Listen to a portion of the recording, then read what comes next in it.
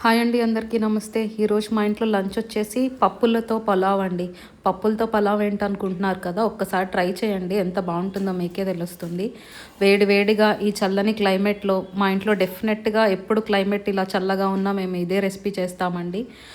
Non veg, veg pulaos ఇవన్నీ try చేస్తారు కదా, ఈ పులావ్ ట్రై చేయండి ఒకసారి.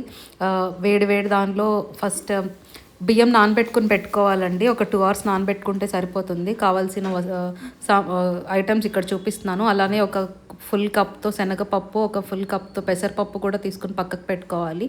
కడాయి పెట్టుకొని కడాయిలో ఒక 3 స్పూన్స్ అలా ఆయిల్ వేయాలి. ఆయిల్ కొంచెం ఎక్కువే పడుతుందండి. ఆయిల్ వేసాక ముందు శనగపప్పు వేసేయాలి. ఒక 1 కప్ శనగపప్పు వేసేసి బాగా కలుపుకోవాలి. బాగా ఫ్రై అయ్యాక ఒక 5-6 ఎండుమిర్చి, 5-6 పచ్చిమిర్చి వేసుకోవాలి. అవి కూడా వేసుకున్నాక గార్లిక్ వేసుకోవాలి. గార్లిక్ ఎక్కువ వేసుకుంటే చాలా బాగుంటుందండి టేస్ట్.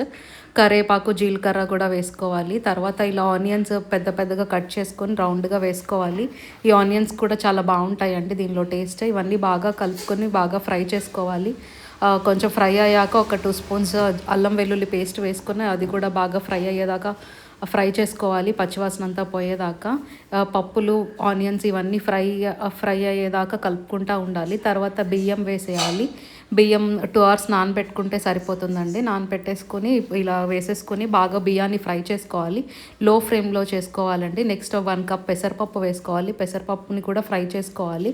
మొత్తం అంతా లో ఫ్లేమ్లో చేసుకోవాలండి, లేకపోతే పెసరపప్పు, బియ్యం త్వరగా మాడిపోతాయి. తర్వాత ఒక 1 స్పూన్ పసుపు వేసుకోవాలి.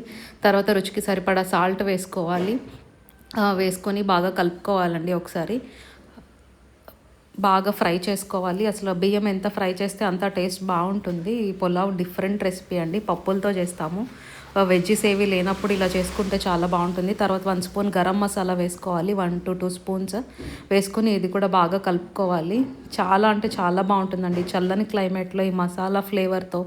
అసలు చాలా అంటే చాలా బాగుంటుంది టేస్ట్. ఒకసారి ట్రై చేయండి. తర్వాత ఒక 2 స్పూన్స్ కారం వేసుకోవాలి. అది కూడా వేసుకొని బాగా కలుపుకోవాలి.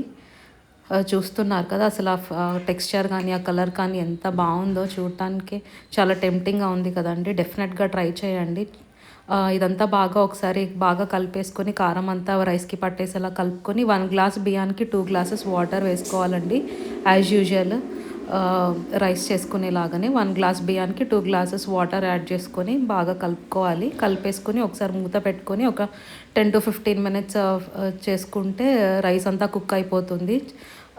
అంతేనండి, రెసిపీ రెడీ అయిపోతుంది. చూడండి అసలు ఎంత బాగుందో. ప్లీజ్ సబ్స్క్రైబ్ చేసుకోండి.